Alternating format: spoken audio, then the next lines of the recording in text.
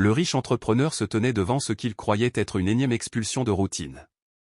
Il tourna la poignée de porte avec une indifférence éprouvée et se figea. Aucun locataire en colère ne l'interpella, aucune protestation bruyante. Au lieu de cela, deux paires d'yeux écarquillés et effrayés le fixèrent derrière un canapé usé. À cet instant, ce qui avait commencé comme une simple transaction commerciale devint un carrefour moral, destiné à bouleverser tout ce qu'il croyait savoir. Un vent glacial sifflait à travers les interstices de la vitre défraîchie, comme pour rappeler à Elisa que le matin était arrivé bien avant le soleil. Elle n'avait pas besoin de réveil, son esprit s'était réveillé depuis des heures. Allongée, immobile, elle écoutait le souffle doux et régulier de ses filles parcourir la pièce exiguë, rassemblant tout son courage pour affronter une nouvelle journée, reflet de la précédente. L'air était lourd, oppressant, totalement incertain. Leur abri d'une seule pièce était humide et froid, pour seul mobilier, un matelas usé posé à même le sol et une commode cabossée dont les tiroirs grinçaient à chaque ouverture. Dans un coin, Laura et Mariana, 8 et 6 ans, se blottissaient sous une fine couverture usée, cherchant une chaleur qu'elles ne trouvaient pas. Elisa se leva du matelas, prenant soin de ne pas déranger les enfants. Chaque planche gelée sous ses pieds mordait ses pieds nus comme un couteau froid. Elle se dirigea vers la minuscule kitchenette, où une unique ampoule nue oscillait et vacillait à chaque courant d'air. Ouvrant un placard, ses doigts se refermèrent sur les derniers restes de nourriture, un morceau de pain rassis, une poignée de grains de riz dur et quelques haricots aigres qui menaçaient de gâcher le peu d'espoir qui restait. Un soupir s'échappa de ses lèvres. Ce serait leur ration jusqu'au week-end, si la chance lui souriait. N'ayant plus rien à vendre et nulle part où aller, elle posa une tasse ébréchée sous le robinet. Elle versa de l'eau, ajouta une petite cuillerée de café instantané et une pincée de sucre, remuant jusqu'à ce que l'amertume s'atténue juste assez pour ressembler à du sucré. Elle appellerait cela du chocolat chaud pour Mariana, la petite fille se réconforta dans ce mensonge, souriant comme si elle goûtait vraiment du cacao. La gratitude montait au cœur d'Elisa que ses filles ne se plaignent jamais. Ses mains tremblaient de froid, mais ce n'était rien comparé au nœud d'angoisse qui serrait son cœur. Aujourd'hui encore, elle braverait les petits commerces, les boulangeries, les cliniques de la ville ou tout employeur qui jetterait un coup d'œil à son diplôme de fin d'études secondaires et entendrait sa supplication. Toujours la même phrase, on vous appellera si quelque chose se libère. Ils ne se sont jamais libérés. Alors qu'elle rapportait la tasse, le matelas bougea. Laura s'était levée avant l'aube, serrant son uniforme scolaire contre elle dans un silence déterminé. Le petit visage de la jeune fille exprimait une détermination d'adulte. Elisa lui offrit un doux sourire. « Bonjour, mon amour. » Laura déposa un baiser discret sur la joue de sa mère avant de s'installer à la table improvisée. « As-tu le papier cadeau que le professeur a demandé ?» La voix de Laura tremblait d'espoir et de peur tandis qu'elle fouillait dans une boîte pleine de crayons cassés. Elisa se figea, le cœur serré où elle avait complètement oublié. Le mot était toujours accroché au réfrigérateur, perdu parmi tant de bribes de papiers urgents. « Je suis désolée, ma chérie. Tu devras m'expliquer aujourd'hui que je te l'apporterai demain. » Elle essaya d'avoir confiance en elle, mais ne trouva que de l'ironie. Laura hocha la tête, habituée à ce que les bonnes intentions de sa mère ne soient pas à la hauteur de la réalité.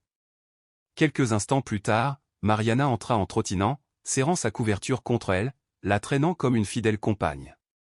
Elle grimpa sur les genoux d'Elisa et murmura « Il fait froid, maman. » Elisa entoura l'enfant de ses bras, laissant le poids de la responsabilité peser sur ses côtes.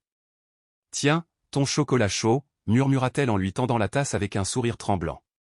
Tandis que Mariana sirotait, les pensées d'Elisa se tournèrent vers son mari, Daniel, décédé près de 3 ans plus tôt d'une soudaine complication cardiaque. Il n'avait que 34 ans lorsqu'une simple maladie s'était transformée en une hospitalisation fatale. Depuis, Elisa affrontait chaque jour comme un navire solitaire battu par le vent, incapable de résister à la tempête, luttant seulement pour rester à flot. Daniel avait été optimiste, et confiance, Lisigna, le soleil brillera à nouveau, disait-il, son sourire familier effaçant ses craintes. Elle s'accrocha à cette promesse tandis que l'horloge toujours en retard de 15 minutes affichait 6h20. Il était temps de partir. Emmitouflant ses filles dans leurs manteaux, elle leur jeta leur sac à dos sur les épaules et les guida vers l'arrêt de bus lointain. Elles marchèrent dans un silence respectueux, chacune perdue dans ses pensées, sachant que les mots ne changeraient rien à leur réalité. Aujourd'hui, Elisa prévoyait de visiter un nouveau magasin à la recherche de vendeurs. Peut-être que ce coup lui ouvrirait une porte, même si elle soupçonnait que le destin avait d'autres projets. À peine avait-elle traversé l'avenue animée que son téléphone vibra, le concierge de l'immeuble. « Madame Fraz, une lettre officielle est arrivée pour vous. Elle semble importante. Avis d'expulsion. » Les mots résonnèrent dans son esprit, résonnant au creux de sa poitrine. Elisa serra le téléphone jusqu'à ce que ses jointures blanchissent, sa gorge serrée par la nausée. Ses jambes tremblaient de froid, la panique lui serrant les poumons. Cet avis menaçait non seulement sa maison, mais aussi le fragile sanctuaire de ses filles. De retour sous le choc, elle récupéra l'enveloppe et gravit l'étroit escalier, les pieds engourdis. Dans le salon, elle s'affala par terre, l'ouvrit et lut. 30 jours. Rien de plus. Les mots se brouillèrent, les larmes retenues, tandis qu'elle se recroquevillait sur elle-même, les bras serrés contre ses genoux, maintenant ce qui restait de son monde ensemble par sa seule volonté. Tout là-haut, au 27e étage de la tour de verre étincelante, Auguste Vasconcelos observait la ville tel un stratège hors pair. Pour lui, chaque rue, chaque bâtiment, chaque lumière clignotante était comme des pièces d'un jeu d'échecs attendant ses ordres. À 67 ans, rien ne le faisait fléchir, car les chiffres disaient la vérité sans phare, sans aucun sentimentalisme. À 8 heures précises, Clara, son assistante depuis 20 ans, entra avec une pile d'ordonnances d'expulsion, d'estimations immobilières et de projets de contrat. Elle les déposa devant lui, chacun attendant sa plume d'argent et sa signature. « Quelque chose d'urgent » demanda-t-il sans détourner son regard de l'horizon tentaculaire. Clara hésita, ce qui était inhabituel pour elle, puis désigna un dossier d'un signe de tête. « Il y en a un que tu pourrais vouloir examiner personnellement. » Auguste feuilleta les pages jusqu'à ce qu'un nom lui glace la main, Elisa Fraz. Son cœur battait fort en murmurant son nom.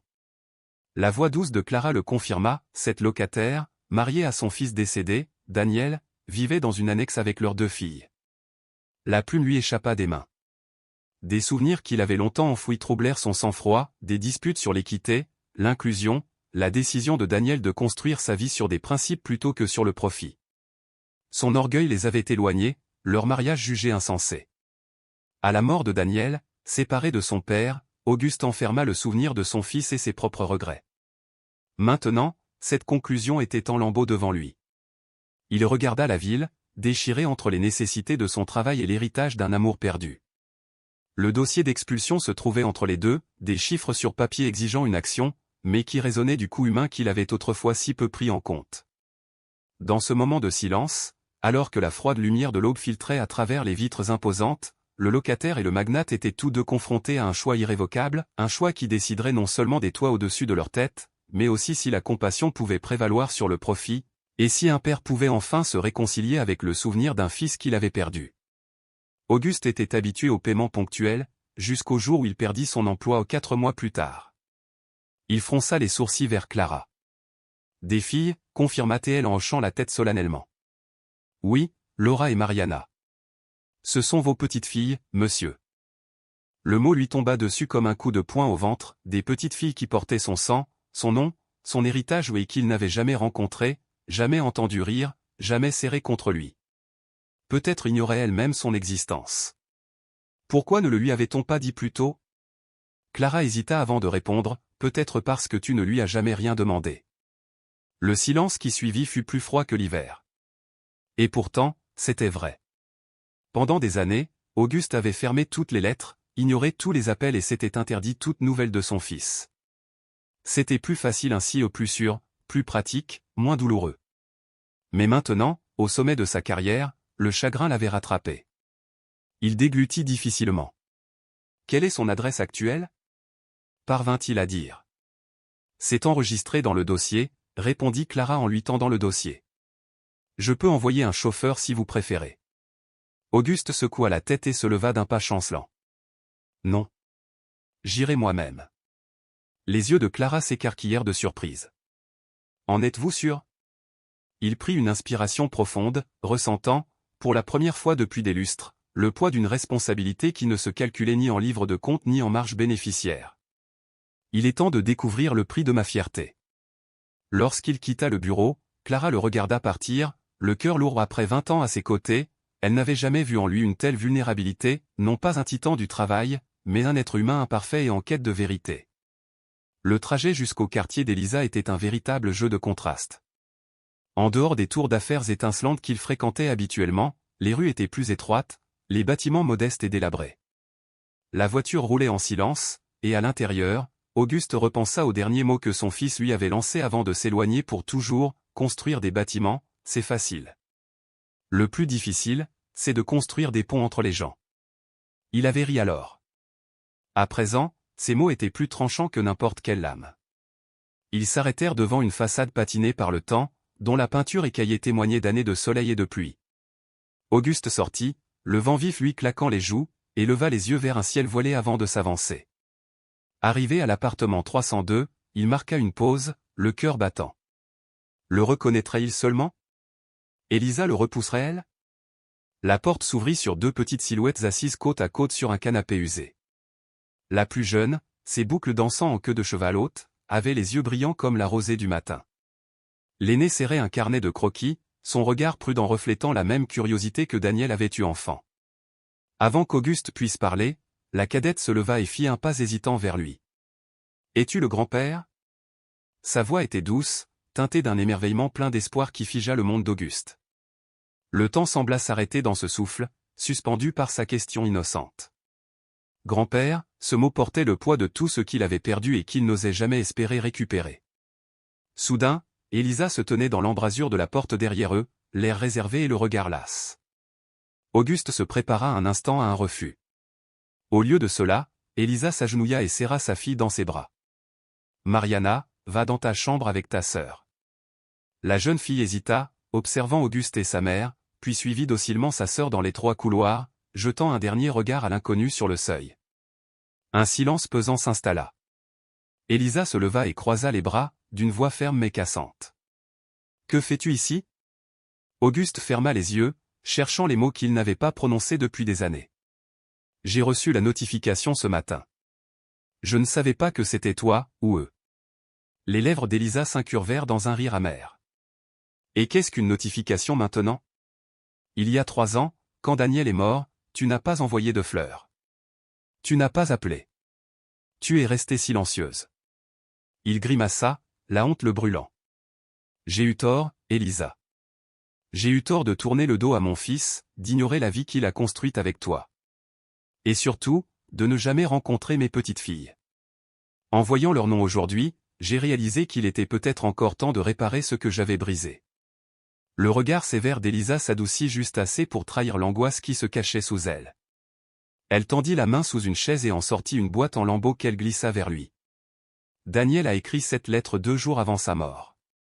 Il avait l'intention de te l'envoyer, mais n'en a jamais eu l'occasion. Je l'ai gardée, par colère, par fierté. Il est peut-être temps que tu la lises. » Les mains tremblantes, Auguste détacha l'enveloppe jaunie et retira la lettre, reconnaissant instantanément l'écriture familière de son fils. Sa voix se brisa tandis qu'il lisait à voix haute. « Papa, si tu lis ça, c'est que je n'y suis pas parvenu. Cette pensée me déchire, mais je veux que tu saches que j'ai essayé. Même quand tu as coupé les ponts entre nous, j'ai tenu bon pour toi.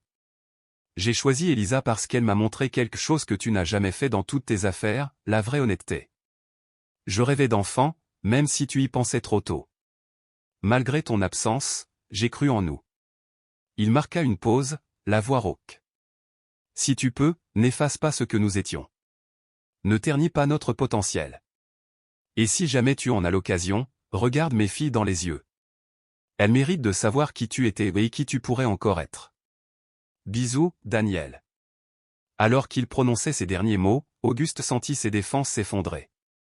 Des larmes coulèrent silencieusement, enfin libérées après des années de chagrin endigué. Élisa le regardait, déchirée entre un ressentiment refoulé et une fragile étincelle de compassion.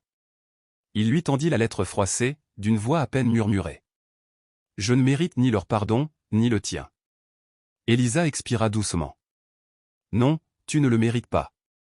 Mais peut-être mérites-tu une chance d'honorer sa mémoire. » Elle se leva et se dirigea vers la porte de la chambre, sa voix douce alors qu'elle appelait, « Les filles, entrez. » Laura et Mariana réapparurent dans l'embrasure de la porte, leurs grands yeux exprimaient à la fois émerveillement et prudence. « Tu te souviens de ce monsieur » Grand-père, demanda Mariana, cherchant à être rassurée. « Voici Auguste, le père de ton père. » Laura resta silencieuse, solennelle, tandis que Mariana courait vers lui, lui serrant la jambe comme pour retrouver un souvenir perdu dans le temps. On peut jouer avec lui, demanda-t-elle. Auguste s'agenouilla, bouleversé par le simple miracle de cet instant. Si ça ne te dérange pas, j'adorerais. Depuis le couloir, Elisa les observait, un homme, autrefois enveloppé de pouvoir, à présent à genoux devant ses petites filles, une image à la fois humble et pleine d'espoir. Il n'y eut pas de grande réconciliation ce soir-là, pas d'absolution générale. Mais dans cet appartement silencieux, au milieu de deux jeunes filles endormies rêvant sous une douce lumière, quelque chose de nouveau avait commencé. Pour la première fois, le silence qui suivit le deuil portait la promesse d'une guérison plutôt que d'un vide, une paix fragile et précieuse née de la tempête. C'était la lettre que Daniel avait commencée dans le silence de sa chambre d'hôpital, la lettre qu'il n'avait jamais eu la force de terminer ni d'envoyer. Le lendemain matin, après avoir déposé les filles à l'école, Elisa s'arrêta devant la porte de la cuisine, inspira profondément et composa le numéro qu'Auguste lui avait laissé.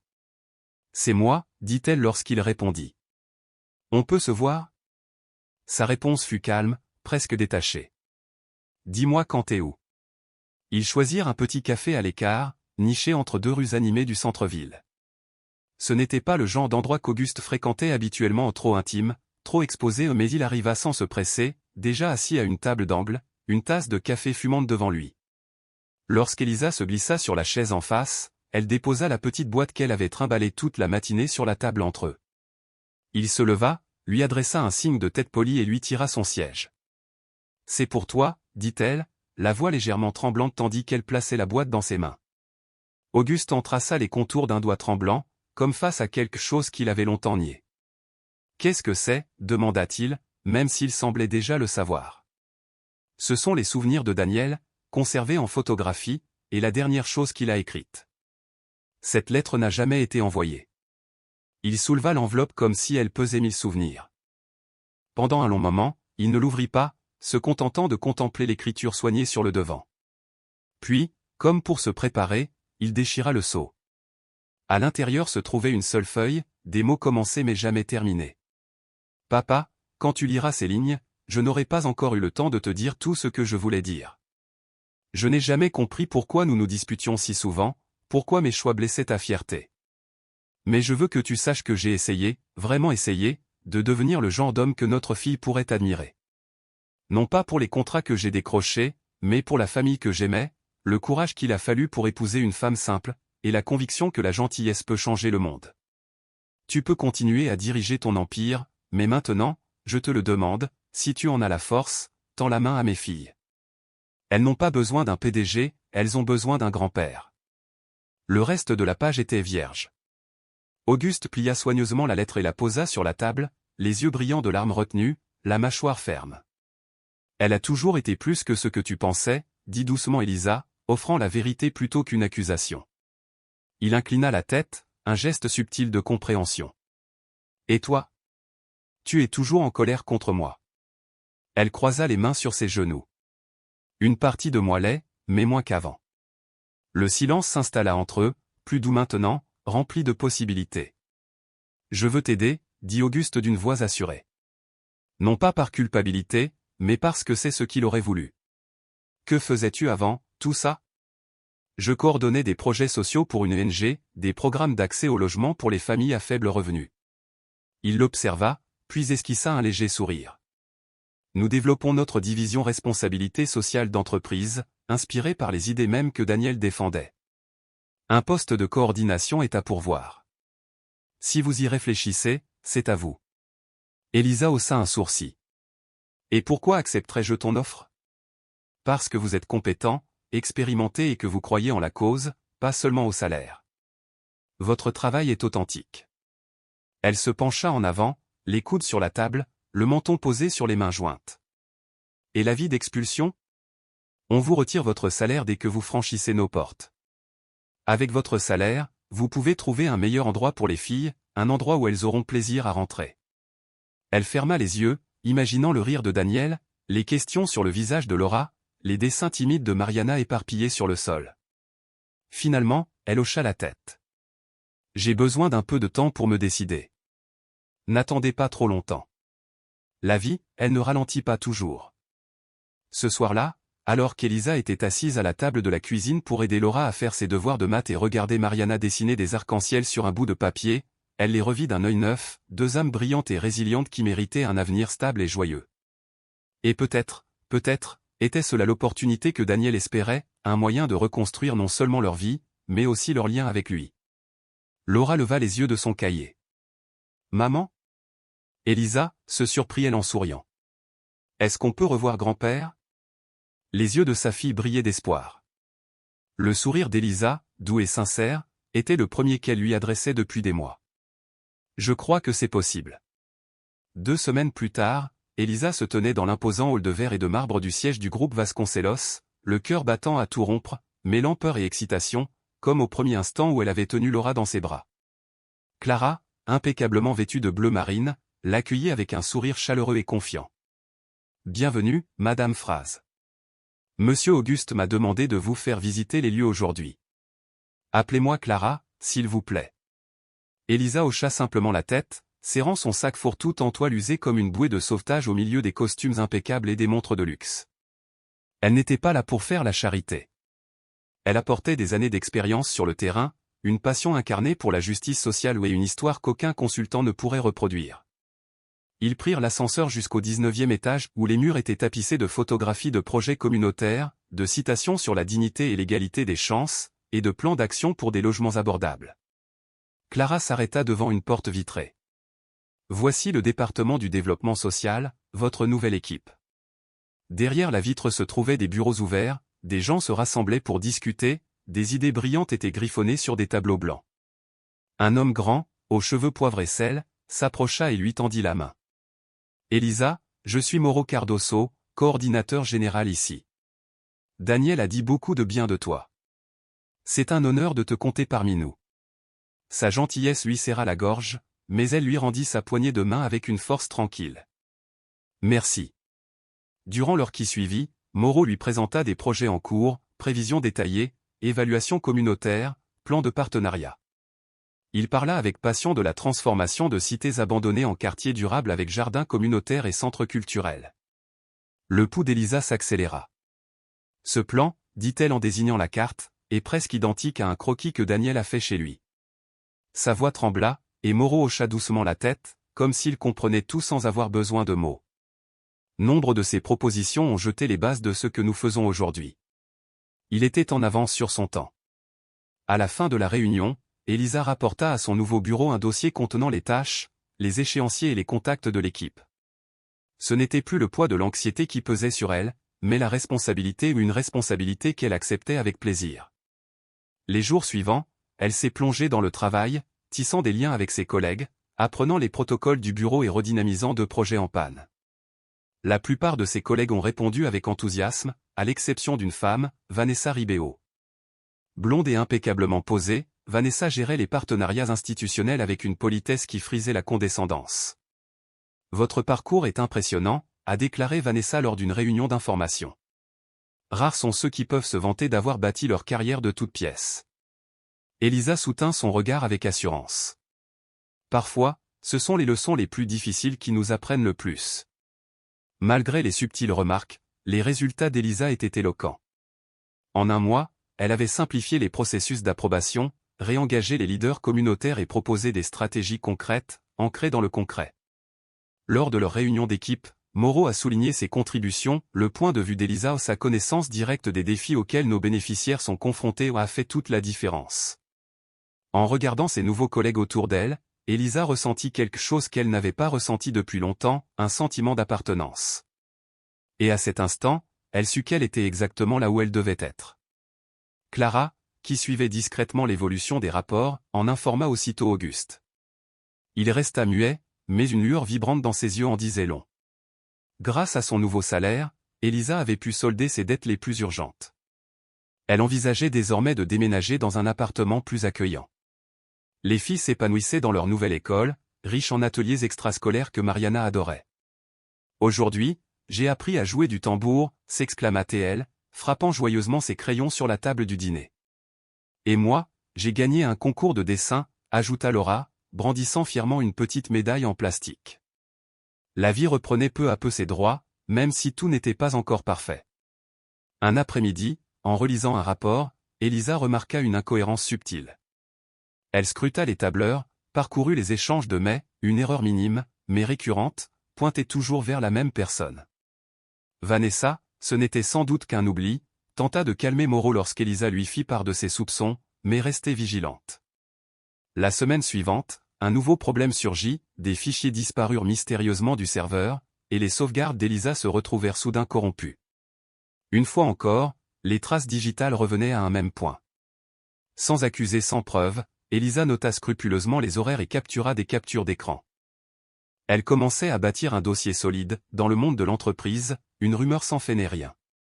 Ce soir-là, avant de rejoindre leur lit, elle s'installa sur le matelas des filles. « Alors, votre journée » demanda-t-elle tendrement. « Génial » répondit Laura. La maîtresse a dit que papa était un artiste. Elle a raison, souffla Elisa, un sourire doux aux lèvres. Mariana, étendue sur le ventre, tourna la tête vers sa mère. « Maman, un jour, on pourra le dessiner. »« Bien sûr » promit Elisa. Il adorerait ça. Elle éteignit la lumière et resta un instant immobile dans l'obscurité, observant les respirations paisibles de ses filles. Une pensée pour Daniel, et ce projet qu'elle n'avait pas encore osé confier à Auguste, l'école d'art communautaire qu'il avait imaginé il y a des années. Les croquis sommeillaient dans sa boîte à souvenirs, attendant le moment propice. Ce moment n'était pas encore arrivé, mais au fond d'elle, une graine prenait racine, la saison des pertes touchait à sa fin, celle du renouveau s'annonçait. Le matin de la grande présentation, Elisa se réveilla avant l'aube, le cœur partagé entre une douce excitation et l'impression dérangeante d'être surveillée par des regards hostiles. Depuis plusieurs jours, son projet de rénovation de logements durables se démarquait au sein du département.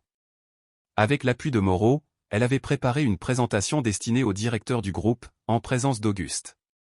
Cette opportunité pouvait métamorphoser non seulement l'approche sociale de l'entreprise, mais aussi redéfinir la place d'Elisa au sein de la structure. Tout était prêt, diapositives validées, données à jour, vidéos poignantes et témoignages authentiques des communautés concernées.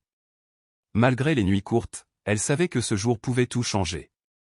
Au bureau, elle enfila sa tenue la plus soignée, sobre et impeccable. En entrant dans la salle de réunion, elle fut accueillie par des sourires polis et des poignées de main froides. Vanessa, toujours impeccablement apprêtée, tenait son attaché-caisse d'un air hautain. « Bonne chance pour ta présentation, Elisa » lança-t-elle d'une voix mielleuse. « C'est touchant, ces gens du terrain qui veulent jouer les cadres. » Elisa répliqua d'un simple haussement d'épaule, « La chance, c'est quand la préparation rencontre l'occasion. » La réunion devait débuter à 10h. À 9h45, Elisa inséra sa clé USB, l'écran resta désespérément vide. Les diapositives s'affichaient en blanc, les graphiques étaient illisibles, les vidéos refusaient de se lancer. En un instant, des semaines de travail acharné se transformèrent en chaos numérique. Elle tenta d'ouvrir les fichiers depuis sa messagerie, mais tout avait disparu, et les sauvegardes internes s'étaient volatilisées. Un vertige la saisit, la pièce sembla se mettre à tourner. Elle balaya la salle du regard, Vanessa feuilletait un rapport avec un calme glacial, Clara échangeait au téléphone dans le couloir, Moreau n'était pas encore arrivé, et les directeurs commençaient à entrer. Auguste franchit la porte en dernier, toujours aussi posé, mais ses yeux trahissaient une attention inédite. « On est prêt » demanda-t-il. Elisa inspira profondément. Elle n'était pas prête. Pour autant, quelque chose monta en elle, une voix intérieure, celle de Daniel, qu'elle s'entendait murmurer dans ses doutes, « Tu n'as pas besoin de tout contrôler, juste du courage pour avancer. » Elle se leva. « Mesdames, messieurs, je dois vous informer d'un pépin technique. Mes documents ne sont plus accessibles, mais si vous me le permettez, je peux continuer de mémoire, mieux encore, je peux vous raconter ce que j'ai vécu. » Un léger frémissement traversa l'assemblée. Certains directeurs échangèrent des regards sceptiques. Vanessa croisa les bras, le menton haut. « Allez-y » lança Auguste d'un ton assuré. Elisa éteignit l'écran, reposa la télécommande, puis parla avec passion, elle décrivit ce quartier oublié où les enfants jouaient parmi des décombres, les os blanchis à nu. Elle raconta l'histoire de cet homme de plus de 70 ans, rêveur, qui n'aspirait qu'à voir ses petits-enfants grandir dans une maison décente, avec un sol stable et l'électricité. Elle évoqua la mère, semblable à elle, qui avait planté un potager dans son arrière-cour poussiéreuse pour nourrir sa famille. Les chiffres sont essentiels, messieurs, mais ce sont les récits qui éveillent les consciences. Si vous me confiez ce projet, il ne restera pas une ligne dans un rapport, il vivra, avec un nom, un visage, une adresse. Le silence qui suivit fut lourd de sens, ni applaudissements, ni sourires, mais aucune interruption non plus. Auguste se leva à son tour, marqua une pause, puis déclara. « Merci, Elisa. Ce que vous venez de nous offrir dépasse une simple présentation, c'était une leçon de sens. » Quelques heures plus tard, de retour à son bureau, Elisa cherchait encore à comprendre la disparition de ses fichiers. Moreau entra et referma la porte derrière lui. « Vous avez été brillante, mais nous devons parler. » Il sortit un rapport du service informatique et le posa sur la table. Ils ont retrouvé les connexions, analysé les suppressions, tout indique une suppression volontaire et une dissimulation des traces. Heureusement, le système conserve des copies cachées. Voici le journal de connexion. Le nom de Vanessa apparaissait à chaque étape critique. Elisa laissa échapper un souffle, elle s'y attendait déjà au fond d'elle. « Je ne veux pas de scandale, murmura-t-elle. Je veux simplement travailler en paix. Le conseil tranchera, mais je vous garantis qu'elle ne restera pas. » Quelques jours plus tard, Clara entra dans le service, un dossier sous le bras, et le déposa sur le bureau d'Elisa, le sourire radieux. « C'est officiel, le projet va être étendu, et vous prenez la tête du pôle transformation urbaine. » Les yeux d'Elisa s'illuminèrent. « Mais je n'ai rien demandé. »« Ce n'est pas une demande, c'est une reconnaissance, » répondit Clara. Ce soir-là, à son retour, Elisa trouva les filles plantées dans le salon, des pancartes pailletées brandies fièrement. « Bravo maman, tu es la meilleure chef du monde » lança Laura en se jetant dans ses bras. Mariana, toute excitée, demanda « On célèbre avec une pizza ?» « Bien sûr » rit Elisa, des larmes de joie perlant à ses yeux. Dans ce petit appartement, empreint de l'odeur familière du café et de la colle, elle comprit qu'elle était exactement là où elle devait être, au cœur de ses rêves retrouvés, armée d'un courage inébranlable. Cette même nuit, alors que la pluie martelait les carreaux, Elisa ouvrit la porte de l'appartement, une odeur âcre de brûlé envahit la cuisine. Elle se précipita vers la cuisinière, une flamme vacillante s'échappait d'un des brûleurs, où un linge avait glissé et noircissait déjà le carrelage mural. D'une main tremblante, elle coupa le gaz, attrapa ses filles et dévala les escaliers, le cœur battant. Le pire avait été évité, mais la peur, elle, resterait gravée assez longtemps pour lui rappeler combien la vie peut basculer en un instant. Cet appartement ne lui semblait plus être un foyer. Bien que les pompiers appelés sur les lieux aient déterminé que l'incendie était d'origine accidentelle et déclaré l'immeuble habitable, Elisa savait au fond d'elle-même qu'elle ne pouvait rester une seule seconde. Son nouveau rôle au sein de l'entreprise et sa responsabilité de mère exigeaient plus qu'un simple abri, elle avait besoin d'un endroit qui assurerait l'avenir de ses filles avec dignité et sécurité. Le lendemain matin, après avoir déposé Laura et Mariana à l'école, Elisa se glissa dans le hall vitré de son immeuble. Entre deux réunions, elle retrouva Clara à la fontaine à eau et, à voix basse, lui raconta les conséquences de l'incendie. Le regard de Clara s'adoucit d'inquiétude, puis s'illumina d'espoir. « Tu n'es plus coincé ici, dit-elle.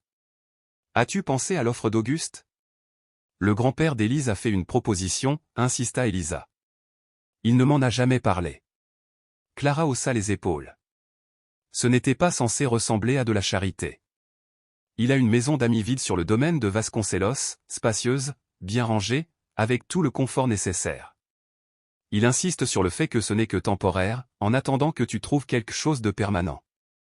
Elisa hésita, le souvenir des couloirs stériles de ce grand manoir, où Daniel, enfant, se sentait toujours trop petit, lui revenant en mémoire. Mais elle se souvenait aussi des soirées où les filles, timides au début, s'attardaient dans la bibliothèque d'Auguste, enchantées par ses histoires à voix basse. Peut-être, pensa-t-elle, était-ce une invitation à reconstruire non seulement un foyer, mais une famille. Ce soir-là, elle composa son numéro. « On peut se voir ?» demanda-t-elle. 2 jours plus tard, avec l'aide de Moreau et d'un camion de l'entreprise, Elisa et ses filles arrivèrent au cottage des Vasconcelos. Il était modeste, 2 chambres lumineuses, une cuisine équipée de tout le nécessaire, et un petit jardin où les arbres fruitiers murmuraient déjà les promesses de l'été. Mariana se précipita vers la véranda pour déballer ses poupées. Les pas de Laura résonnèrent sur le parquet tandis qu'elle explorait chaque recoin. « Est-ce notre maison pour toujours ?» demanda-t-elle, les yeux écarquillés. « Pour l'instant » répondit Elisa en lissant les cheveux de sa fille. « Mais c'est une maison. » Auguste ne s'immisçait jamais. Au contraire, chaque matin, un pot de confiture maison apparaissait devant la porte, un mot suggérant un cours de piano pour enfants pour Laura, des billets glissés sous les oreillers des filles pour un spectacle de marionnettes le week-end. Peu à peu, les murs se réchauffaient de petites attentions. Bientôt, Laura et Mariana commencèrent à lui rendre visite dans la grande bibliothèque de la maison principale.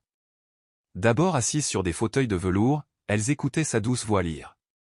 Puis leurs questions se bousculèrent sur les rois anciens, les contrées lointaines et la magie enfermée dans des livres poussiéreux. Finalement, elles lui apportèrent des dessins, des recettes de leurs crus et des rires qui résonnèrent entre les rangées de livres reliés en cuir. Un après-midi, Mariana fit irruption dans la chambre d'Elisa, brandissant une feuille de griffonnage. « Regarde ce que grand-père et moi avons fait. » Elle représentait 3 personnages se tenant la main, l'un en costume impeccablement coupé, l'autre en robe bleue fluide, et une petite fille avec des tresses. Auguste jura de l'encadrer pour le salon du cottage. Elisa étudia le dessin suffisamment longtemps pour sentir sa poitrine se serrer, non pas de chagrin cette fois, mais d'un tendre espoir. Elle vit enfin le grand-père qui cherchait à se racheter non pas pour des profits perdus, mais pour des liens brisés. Le soir même, elle traversa le tapis pour rejoindre le fauteuil d'Auguste. Il était assis, penché sur un Dostoïevski usé, lunettes sur le nez. Elisa déroula un tube sur la table basse, la vision d'une école dessinée à la main par Daniel, une cour arborée, des studios ouverts pour la musique et les arts plastiques, de vastes couloirs animés par la vie communautaire. Il l'avait esquissé 1 an avant sa maladie, rêvant d'un lieu où les enfants apprendraient à espérer autant qu'à lire. Les yeux d'Auguste brillèrent. « Je n'avais jamais eu le courage de sortir ça de la boîte jusqu'à maintenant, murmura-t-il. Elisa retint son souffle. Et si on le réalisait? Le fonds social de l'entreprise pourrait le soutenir. Vous en avez les moyens, j'ai le savoir-faire, et Daniel nous a laissé son rêve. Il hocha lentement la tête. Une école d'art et d'amour, où chaque enfant peut imaginer et construire son propre avenir. Dans les semaines qui suivirent, une équipe inattendue se mit en action. Moreau débita les chiffres du budget. Clara renoua avec ses anciens partenaires du monde de l'éducation. Les architectes dessinèrent les plans des parcelles, les voisins se réunirent en conseil du soir pour partager leurs espoirs et leurs inquiétudes. Laura peignit des maquettes, Mariana filma de courtes vidéos avec sa caméra miniature. Il y aura une balançoire et une salle de musique, gazouilla-t-elle, comme pour annoncer un décret royal. Alors que les maquettes en argile durcissaient en poutres d'acier sur le terrain abandonné depuis longtemps de la Villa Esperanza, Auguste lui-même retournait au bureau, motivé. Il assistait aux réunions d'information du personnel, écoutait les idées des stagiaires et souriait même à une proposition extravagante de jardin sur le toit. L'Empire Vasconcelos, autrefois figé par la solennité d'une salle de conseil, vibrait désormais au rythme des rires des enfants et des possibilités. Un vendredi, il demanda à Elisa de le rejoindre dans son bureau lambrissé de chêne. « Tu crois que Daniel serait fier ?» demanda-t-il doucement. Elle n'a pas hésité. Il était sur place, couvert de peinture, et chantait pour les enfants dans la cour. Il croyait en ce rêve plus que nous tous. Il se leva et observa à travers les hautes fenêtres l'école naissante, une mosaïque de machines, d'échafaudages et une immense bannière imprimée du dessin original de Daniel. « Je crois que j'apprends enfin ce qu'il a essayé de m'apprendre, » dit-il. Il ne s'agissait pas de construire un bâtiment. Il s'agissait de construire des gens. Le jour de la cérémonie d'inauguration, chaque mur brillait de fresques peintes par des artistes et des étudiants locaux, chaque recoin étant consacré à l'empathie, au courage, à l'imagination et à la liberté. Les voisins ont voté pour la palette de couleurs, Clara a organisé une chorale d'enfants, Moreau a peaufiné le discours d'inauguration. Elisa a supervisé chaque détail, inscriptions sur les plaques, plans de table, et même le bouquet de fleurs sauvages qui ornerait le podium. Par cette matinée ensoleillée, l'école des couleurs s'est animée, véritable témoignage vivant de réconciliation et d'espoir. Parents, aînés avec leurs chaises pliantes et artistes flûtistes et guitares se pressaient dans la cour. Un silence s'est installé lorsque Laura et Mariana sont montées sur la petite scène. Laura a d'abord lu une lettre, un hommage à la conviction de son père que l'art pouvait guérir. Puis, elles ont chanté ensemble une berceuse que Daniel leur avait chantée un jour au coucher. Leur voix s'élevait claire et sincère, et la foule a pleuré et applaudi à l'unisson. Plus tard, Elisa et Auguste se tenaient main dans la main devant le nouveau bâtiment. Il glissa dans sa paume un petit porte-clés en cuir, celui que Daniel avait fabriqué pour son père, avec l'inscription « Construire, c'est aimer ». Nul besoin de mots, leur sourire larmoyant exprimait des blessures enfin guéries. 1 an plus tard, les couloirs de l'école résonnaient encore des accords de guitare et des rires. Le jardin communautaire était florissant, les étagères de la bibliothèque s'inclinaient sous les poèmes et les essais inédits de Daniel. Elisa, désormais présidente de l'Institut social Vasconcelos, arpentait les couloirs chaque matin tandis que les enfants défilaient à toute vitesse, carnet de croquis et projets scientifiques à la main. Auguste, retraité avec grâce du conseil d'administration, donnait des conférences sur la responsabilité sociale dans les universités, ses discours ponctués par l'histoire d'une école où un empire avait troqué ses marges bénéficiaires contre des sourires de cours de récréation. Un soir, sous les lanternes de la foire annuelle, Laura récita son propre poème, « Les fleurs ne demandent pas la permission de fleurir, elles renaîtront après chaque hiver », tandis que Mariana dansait sous un ciel étoilé. Dans le silence qui suivit, Elisa sentit l'esprit de Daniel s'éveiller dans chaque cœur, un héritage bien plus riche que n'importe quel bâtiment ne pouvait en contenir. À la maison, alors que Mariana se blottissait dans les bras d'Auguste avec un secret partagé, et qu'Elisa regardait la fresque déclarant « Construire, c'est aimer », elle savait que la plus grande fondation qu'ils avaient posée n'était pas le béton et l'acier, mais le pardon, la famille et les couleurs immuables de l'espoir.